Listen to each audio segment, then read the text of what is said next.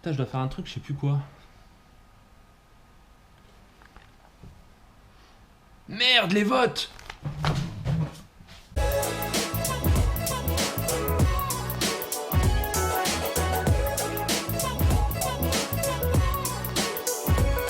Salut la team, j'espère que vous allez bien. Avant de commencer la vidéo, je vous invite à vous abonner à la chaîne et à mettre un petit pouce bleu, ça fait toujours plaisir, mais surtout ça aide la chaîne. J'en profite d'ailleurs pour vous remercier, vous êtes toujours plus nombreux à me suivre et ça me fait grave plaisir. Merci la team, je vous kiffe. On se retrouve aujourd'hui donc pour une vidéo un peu particulière car je vais essayer de pronostiquer les futurs lauréats de la saison 2020-2021. Donc je vous explique, à chaque fin de saison NBA, il y a des récompenses qui sont décernées afin d'élire le meilleur entraîneur de l'année, le meilleur jeune, c'est-à-dire le rookie de l'année, le joueur ayant le plus progressé, le meilleur défenseur et enfin le meilleur joueur, à savoir le MVP de la saison. Donc, eh bien, c'est ce que je vais essayer de faire aujourd'hui. Ça va être un peu délicat, un peu compliqué, mais bon, pourquoi pas, on va tenter le coup. Donc, je vous invite d'ailleurs à m'envoyer dans les commentaires vos votes. Je regarderai tout ça avec attention, ça peut être sympa et je pense qu'il y aura plein de pronostics intéressants. Je vous laisse vous préparer un petit café, un petit thé, un petit soda, un peu ce que vous voulez, et puis on s'y met, hein. On fait ça? Allez, à tout de suite les gars. Dans un premier temps, petite explication de l'organisation de cette année qui est un peu particulière. Donc la NBA a annoncé que les votes pour désigner le MVP de la saison se sont déroulés du 21 au 28 juillet. Le choix des votants se sont portés donc uniquement sur la saison régulière interrompue par le coronavirus. Les votes pour désigner le meilleur joueur de la saison et attribuer les autres trophées individuels ont débuté et le palmarès sera dévoilé pendant les playoffs, a annoncé la NBA, dont le championnat a redémarré le 30 juillet dans la bulle d'Orlando. Les votes des médias pour déterminer les lauréats de la saison régulière 2019-2020 à titre individuel a eu lieu du 21 au 28 juillet, indique le communiqué de la Ligue nord-américaine de basket. Outre le trophée de MVP brigué par le favori à sa propre succession, évidemment Giannis Antetokounmpo, donc qui joue aux Milwaukee Bucks, et la superstar des Lakers, LeBron James. Des journalistes du monde entier ont eu donc une semaine pour également désigner le défenseur de l'année, titre qu'espère remporter pour la troisième fois d'affilée le français Rudy Gobert, qui est le pivot des Jazz, le rookie de l'année, le meilleur sixième homme, le joueur ayant le plus progressé et bien évidemment l'entraîneur de l'année, comme je vous l'ai expliqué précédemment. Donc en organisant ce vote, la NBA impose aux votants de déterminer leur choix selon les performances des joueurs au cours de la saison régulière jusqu'à son interruption le 11 mars en raison de la pandémie, vous le savez bien. Donc voilà, le vote s'arrête jusqu'à l'interruption de la saison. Les 8 matchs de saison régulière restant à être disputés par chacune des 22 équipes en liste, préalables aux playoffs, n'auront donc aucun impact sur le vote. Et afin de garantir bien sûr un processus équitable dans lequel les joueurs et les entraîneurs des 30 équipes de la Ligue auront la même opportunité de figurer au palmarès individuel de la saison 2019-2020, donc à justifier la NBA. En revanche, les 88 matchs de saison régulière devant être joués chez Disney World compteront pour établir les statistiques de la saison régulière et déterminer ces divers classements, donc c'est-à-dire le meilleur marqueur, le meilleur rebondeur ou encore le meilleur passeur du championnat. Les 22 équipes ont disputé une série de matchs amicaux jusqu'au 28 juillet, avant le redémarrage officiel de la saison 2 jours plus tard. Les playoffs commenceront le 17 août et les finales se termineront au plus tard le 13 octobre. Maintenant que les choses sont un peu plus claires, j'en suis sûr, en tout cas je l'espère, on va pouvoir commencer les pronostics. Donc je vous laisse 2-3 minutes pour essayer de réfléchir aux vôtres. Mettez-les dans les commentaires et je regarderai ça après la vidéo. A tout de suite. Bon les amis, c'est parti donc pour le début des pronostics. Donc on va commencer avec le meilleur entraîneur de la saison. Alors là j'ai hésité entre trois. Clairement trois entraîneurs qui m'ont un petit peu qui me plaisent bien et qui méritent de gagner le trophée, pardon. Alors il y a déjà dans un premier temps Mike Budenholzer, forcément avec les Milwaukee Bucks qui quand même a fait quand même un très très bon travail cette saison, qui a failli qui était bien parti pour battre le record des Warriors. Bon après c'est sûr que forcément dans la durée ça a été un petit peu plus compliqué, mais voilà, je pense qu'il fait un très très bon travail depuis pas mal d'années maintenant. Donc voilà, c'est sûr que quand on a Giannis Antetokounmpo dans l'équipe, je vous cache pas que ça aide un petit peu quand même, hein. Donc bon, après voilà, il n'y a pas que lui, il y a Middleton, Bledsoe, voilà, il y a Brook Lopez, il y a quand même du solide, il y a une raquette très costaud. Giannis, il est efficace en attaque, en défense, donc c'est vrai que Giannis chez les Bucks, c'est un plus, hein. Voilà, et ça peut aider. Mais voilà, il n'y a pas que lui. Dans le classement, enfin dans le classement, dans mes choix, il y a également Donovan, donc le coach d'OKC, qui fait des miracles, hein, personnellement. Je trouve qu'il fait un boulot exceptionnel à OKC. Actuellement, ils sont 5e de l'Ouest, une équipe que personne ne pensait être aussi haut, hein, clairement, dans le classement. On a un Chris Paul qui fait du sale, qui gère les jeunes pousses dans l'équipe. Et franchement, bah, en plus, la patte de Donovan, cette année, franchement, ça marche bien, ça match terriblement bien. Et du coup, bah, ils sont en playoff, hein, normalement. Donc voilà, si tout se passe bien, il n'y a pas de souci. Donc voilà, pas Nick Nurse, Billy Donovan, deuxième choix pour moi. Et le troisième choix, évidemment, c'est Nick Nurse, des Raptors, clairement. Tout le monde pensait les Raptors morts après le départ de Kawhi et de Danny Green la saison dernière. Excusez du peu, ils sont deuxième derrière les Bucks. Donc, un ratio attaque victoire défaite qui est pas très très éloigné de celui de Milwaukee. Donc franchement, avec un Pascal Siakam évidemment hyper efficace, super bon. Euh, un Kyle Lowry qui fait le taf quand même si on aimerait bien le voir un peu plus entreprenant. Bon voilà, il commence à avoir de l'âge, hein, le papy Lowry, mais franchement, le coaching, il est impeccable. Je suis désolé, il est impeccable. Hier encore, les Raptors ont battu les Bucks à 114 à 106. Donc, franchement, pour moi, il y a quelque chose. Les Raptors, à mon avis, en playoff, il va peut-être falloir s'en méfier quand même. Donc voilà, personnellement, je trouve que s'il fallait choisir un entraîneur parmi les trois là, clairement, mon vote irait à Nick Nurse. Tout le monde voyait les Raptors au fond du gouffre après le départ de Kawhi et Danny Green. Ils sont deuxième, certes à l'Est, hein, c'est pas la conférence la plus difficile, mais il y a quand même du solide, quoi. Ils peuvent être 8e, 7e, non, ils sont deuxième, donc c'est quand même que quelque part, la patte du coach, elle fait son effet. Donc voilà, il y a Siakam qui est là, il y a Norman Powell qui fait un très très bon boulot depuis le début de la saison. Évidemment, Pascal Siakam est présent.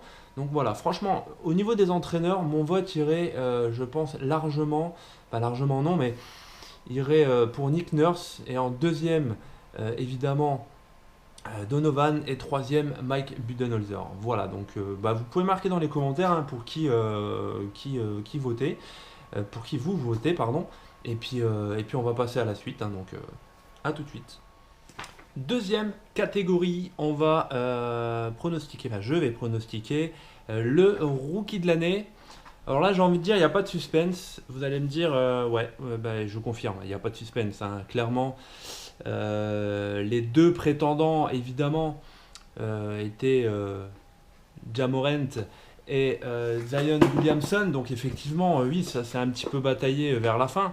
Mais j'ai envie de dire, on ne peut pas comparer deux joueurs qui ont joué, qui ont pas du tout joué le même nombre de matchs, hein. Donc on a Ja Morant d'à côté, qui est limite le franchise player des Memphis Grizzlies, qui se balade, qui limite, comme à l'époque Donovan Mitchell, porte l'équipe, portait les Jazz sur ses épaules. Là on peut dire qu'on a Ja Morant qui porte, on va dire, une bonne partie des Grizzlies sur ses épaules. Donc ouais, j'ai envie de dire, il y a pas photo, il n'y a pas de match là en fait. Donc pour moi, clairement, ça va être Ja Morant qui va être au-dessus du lot cette saison. Même si on a quand même un Tyler Hero du côté de Miami qui fait extrêmement de mal à la concurrence. Vous allez me dire, j'ai oublié Zion Williamson. Oui, j'ai oublié. Alors non, je n'ai pas oublié Zion Williamson. C'est juste que Zion a joué 22 matchs. Donc, non, 24 matchs, pardon. 24 matchs. Ja Morant en a joué 66.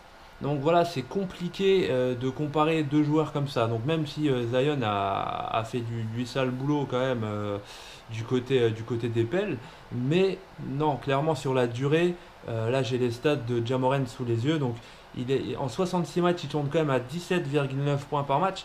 C'est quand même énorme, c'est quand même super bien. 48% au tir, donc c'est pas mal du tout. 7,2 passes décisives et 3,7 rebonds. Pour la première année en NBA, franchement, c'est juste excellent. Il y a juste Luka Doncic la saison dernière qui avait fait mieux. Mais sinon, comparé à Zion Williamson, qui est certes pas mal non plus, mais il a il a une meilleure comment dire, moyenne au point, mais sur 22 matchs seulement, entre guillemets, j'ai envie de dire. Donc voilà, c'est compliqué. Est-ce que s'il avait joué 40 matchs de plus, il aurait été tout autant efficace? Là, je peux pas vous le dire. Donc, certainement, mais là, pour l'instant, les stats sont que Zion Williamson tourne certes avec une moyenne de 22,5 points par match sur 24 matchs seulement. Il tourne à 58% de réussite, forcément. Hein, donc, beaucoup de dunk, beaucoup de jeux au poste. Donc, voilà, il joue avec son physique, il a totalement raison. 6,2 rebonds et 2,1 passes par match. Donc, voilà. Il a des stats qui sont respectables. Je dis pas que voilà, c'est un joueur qui mérite, qui est pas bon ou qui voilà, malheureusement il a été blessé en début de saison. Ce qui fait, bah, c'est ce qui joue en fait dans mon classement final. Donc voilà, peut-être que s'il avait joué autant de matchs que Ja Morant, il aurait pu rivaliser un peu plus sérieusement. Là, malheureusement, il a été blessé en début de saison. Les stats sont pas comparables personnellement pour moi, même si il a très très bien joué le peu de temps qu'il a joué, les 24 matchs, mais à comparaison avec quelqu'un qui a joué 66 matchs au total et qui a quand même une très très bonne moyenne au tir, en réussite, en passe et en rebond, malgré sa petite taille, il tourne quand même à 3,7 rebonds. Donc après, il a une détente de sauterelle, le mec, c'est un extraterrestre, franchement. Et voilà, il me fait penser à Vince Carter de l'époque. Donc voilà, personnellement, voilà, je pense pas trop, je pense qu'il n'y a pas trop de matchs. Donc s'il y a un classement à faire, ouais, je pense Ja Morant en premier, Zion Williamson en deuxième, très très proche de Tyler Herro troisième. Donc voilà, si vraiment je devrais faire un classement, ce serait ce classement-là. Mais voilà, aujourd'hui, il faut choisir une personne pour le rookie de l'année. Et clairement, je vote pour Ja Morant. Troisième catégorie, meilleur défenseur de l'année. Alors, meilleur défenseur de l'année. Alors, je vous pose la question, est-ce qu'on peut mettre 3 personnes sur la première marche? Évidemment non. Évidemment non. Et c'est à mes dépens. Parce que là, c'était très compliqué pour départager 3 joueurs. Alors, le premier, évidemment, Giannis Antetokounmpo. Le mec, il est aussi bon devant que derrière, que dans les vestiaires, que dans sa bagnole, que partout. Le gars, c'est une dynamite complète. Le joueur le plus complet de la ligue en ce moment. Enfin, un des joueurs les plus complets en tout cas. Alors, Giannis, c'est quoi? C'est un mec qui tourne à 29,5 points par match, avec 55,3% de réussite au shoot, 13,6 rebonds et 5,6 passes décisives par match. Le mec, il peut avoir tous les trophées de la ligue cette année. Donc voilà.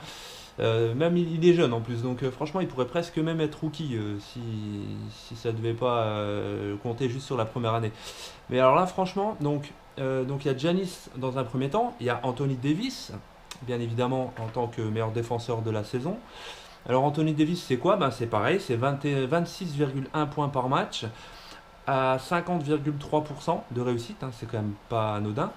9,3 rebonds et 3,2 passes décisives par match. Donc ben, c'est pareil, le mec c'est un Giannis bis, quoi. C'est aussi bon devant que derrière. Le mec il est abonné au contre, il est abonné, enfin je veux dire, c'est monstrueux comme stat, quoi. Donc, et le troisième évidemment, celui qui espère, comme je l'ai dit tout à l'heure dans la vidéo, celui qui espère remporter pour la troisième année consécutive le titre de meilleur défenseur de l'année. Il s'agit de notre Français national Rudy Gobert, donc pivot des Jazz. Et alors Rudy, je t'aime bien, je t'adore, je te kiffe par-dessus tout. Mais là, tu as des stats qui sont légèrement inférieures quand même à tes deux précédents joueurs que j'ai cités en fait. Donc je suis désolé, hein, j'espère que bah, si tu regardes la vidéo déjà c'est que j'ai du bol. Mais, là je pense que cette année ça va être compliqué pour t'imposer en tant que meilleur défenseur, même si tu as des stats respectables, 15,1 points par match à 69,3% de réussite quand même, c'est le meilleur des trois. des 3 joueurs que je viens de citer. 13,5 rebonds et une passe,5 par match. Donc franchement, tu as des stats énormes, Rudy. Mais là, clairement, si je dois faire un mix de toutes ces stats et ressortir un joueur, clairement, j'irai vers Giannis Antetokounmpo. Cette année, il nous fait une saison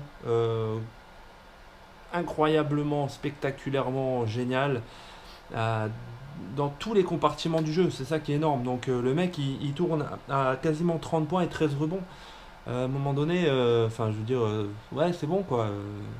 Il n'y a même pas de débat normalement à voir. Davis est bon aussi. Mais après, il a quand même une réussite un petit peu inférieure à 5% de Giannis. Et il est quand même à 4 rebonds par match de moins que Giannis. Donc même si Davis fait un travail remarquable avec la team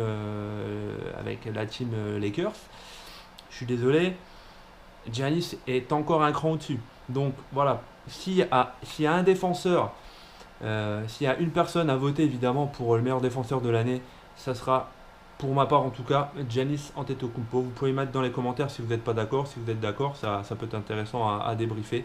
Donc voilà, meilleur défenseur de l'année pour moi, Giannis Antetokounmpo.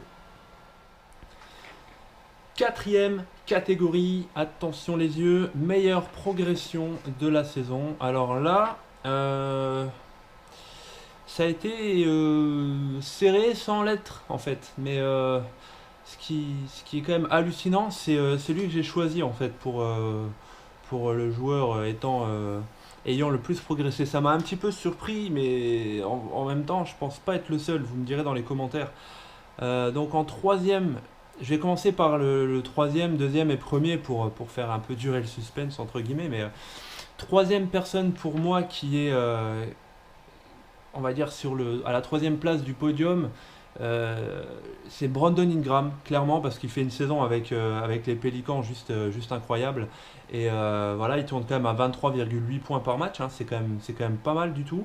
À 46,3% de réussite au tir, donc c'est les pourcentages respectables. 6,1 rebonds et 4,2 passes décisives. Il progresse dans quasiment tous les compartiments du jeu, sauf la précision qui est un petit peu en baisse de 3% par rapport à la saison dernière. Mais sinon, voilà, ça reste une saison très correcte pour Brandon Ingram qui, je vous le rappelle, ne pourra pas jouer les playoffs cette année avec les Pélicans tout simplement parce qu'ils ont été sortis il y a 2 jours. Donc voilà. Mais voilà, en termes de performance personnelle, voilà, Brandon Ingram, je pense, arrive sur la troisième place de mon podium pour l'instant. Donc, au niveau de la deuxième place maintenant, j'ai décidé de choisir Bam Adebayo qui s'est illustré tout au long de la saison avec Miami. Il tourne à 16,1 points par match. C'est environ 7 points de plus par rapport à la saison dernière. Au niveau du pourcentage, il est à 55,7% cette saison de réussite au tir, évidemment. C'est une légère baisse de 2% par rapport à la saison dernière, mais bon, ça reste quand même un pourcentage très intéressant. Il est à 10,3 rebonds par match. Il est à 3 rebonds de plus par match par rapport à la saison dernière.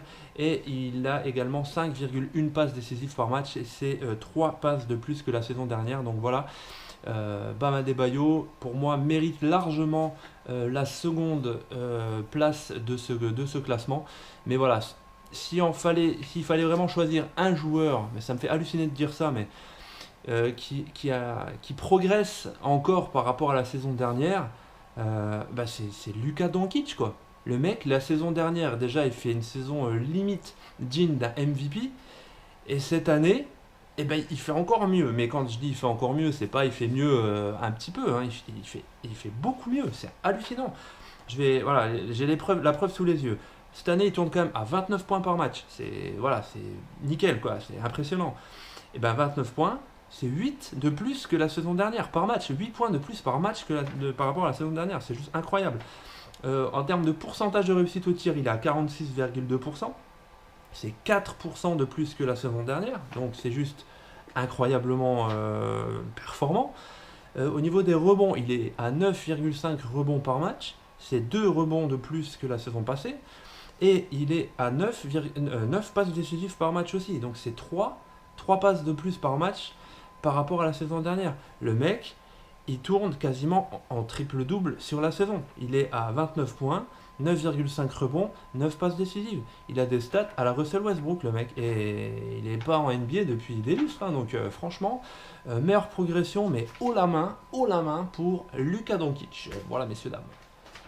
Cinquième catégorie et avant-dernière, les amis. Alors, la catégorie là, c'est... on va essayer de pronostiquer le meilleur sixième homme de la ligue. Alors donc, j'ai 3 prétendants, les amis. Vous me dites ce que vous en pensez. En troisième position, j'ai décidé de choisir Mister Harrell. Mister Harrell est très très bon. Vraiment un joueur d'expérience solide et qui tourne très très bien là en ce moment. Et du coup, cette saison, il tourne quand même à 18,6 points par match. C'est quand même 2 points de plus que la saison dernière. Donc le mec, il est en constante progression, il assure, il est bien. Franchement, franchement, il a fait sa saison correcte. Et on peut vraiment compter sur lui, c'est très important. Il tourne quand même avec un pourcentage de 58% de réussite au shoot, hein, c'est quand même assez élevé. Donc franchement, il est constant, il est régulier, il met du scoring. Franchement, c'est un joueur très très précieux. Et bon, par contre, au niveau du pourcentage de shoot, il est quand même en légère baisse par rapport à la saison dernière. Hein. Il y a 3% de moins, mais bon, 58%, ça reste quand même plus que respectable. Au niveau des rebonds, il est quand même à 7,1 rebonds par match. Donc c'est une légère progression par rapport à la saison dernière de 0,6%. Donc voilà, le mec, il est sixième homme, mais il est en constante progression. Donc le mec, voilà, je pense qu'il fait le taf et il fait pourquoi on le paye. Donc franchement, parfait, le mec, génial, il fait le boulot. Et au niveau des passes décisives, il est à 1,7 passes décisives par match, légère baisse de 0,3% par rapport à la saison dernière. Mais bon, en même temps, quand on tourne à 18,6 points en étant sixième homme, je veux dire, en tant que coach, je pense pas qu'on lui casse les cojones, parce que tu es en légère baisse au niveau des passes. Hein. Donc franchement, non. Voilà, troisième place méritée, hein, je pense, pour Harrell. Dites-moi ce que vous en pensez dans les commentaires. Maintenant, deuxième position. C'est un habitué des classements et on va dire de ce classement-là. En tant que sixième homme, j'ai décidé de mettre à la deuxième place Monsieur Louis Williams. Donc, il a déjà remporté à plusieurs reprises ce trophée, mais là, j'ai trouvé meilleur cette année et je vais vous le dire après. En attendant, je vais vous développer un peu les stats de Monsieur Williams cette saison, qui tourne quand même à 18,2 points par match. C'est 2 de moins par rapport à la saison dernière, mais ça reste quand même très très correct. Au niveau du pourcentage de tir, il est à 41,5%. Là aussi, c'est une légère baisse de 1%. C'est pas dramatique, mais c'est quand même, voilà, c'est quand même un sixième homme de qualité, de choix. Au niveau des rebonds, il a 3,1 rebonds par match, donc ça fait 0,1 rebond de plus par rapport à la saison dernière. Ça reste quand même, voilà, le gars, c'est un meneur de jeu, il va quand même choper 3 ballons dans la raquette, donc c'est franchement bien. C'est franchement bien, il est présent défensivement, offensivement, c'est un mec solide aussi. Donc, et au niveau des passes décisives, il est en légère progression de 0,2% et il arrive quand même à donner 5,6 ballons par match. Donc franchement, voilà, il y a juste 2 compartiments où il est en légère baisse, c'est au niveau du scoring et du pourcentage de shoot. Donc du coup, voilà, il est en baisse de ce côté-là, mais il est en augmentation au niveau distribution de ballon. Donc voilà, franchement, ça équilibre un petit peu les choses et c'est vraiment des petites baisses significatives. Mais donc voilà, c'est clairement, il mérite plus que largement sa deuxième place. Par contre, cette année, j'ai été agréablement surpris par cet homme, donc Dennis Schroeder. Donc pour moi, clairement, il mérite plus que tout cette première place du classement en ce qui concerne le meilleur sixième homme de la ligue cette saison. Tout simplement parce qu'il est en progression absolument partout, sauf au niveau des passes décisives où il baisse de 0,1% par rapport à la saison dernière. Mais donc c'est quand même un mec qui tourne quasiment à 19 points par match, il a 18,3 points par match, donc ça fait 3 de plus que la saison dernière. Il tourne à 46,9% de réussite au shoot, c'est 5% de plus que la saison dernière. Il est à 3,7 rebonds par match, une légère hausse de 0,1% par rapport à ces stats de la saison passée. Et comme je vous ai dit, au niveau des passes décisives, il tourne à 4 passes décisives par match. Là aussi, c'est une légère baisse par rapport à la saison dernière de 0,1%. Donc clairement, il mérite largement sa place de meilleur sixième homme de l'année pour moi. En tout cas, après, vous pouvez mettre dans les commentaires si vous avez un autre choix. Vous avez peut-être certainement les arguments pour. Donc franchement, j'ai hâte de lire vos commentaires. Donc après, voilà, Dennis Schroeder dans cette catégorie, il est clairement au-dessus quasiment partout, à part en pourcentage par rapport à Harrell. Mais sinon, il est au-dessus de tout le monde. Donc voilà, pour la catégorie meilleur sixième homme de l'année, pour moi en tout cas, ça sera Dennis Schroeder.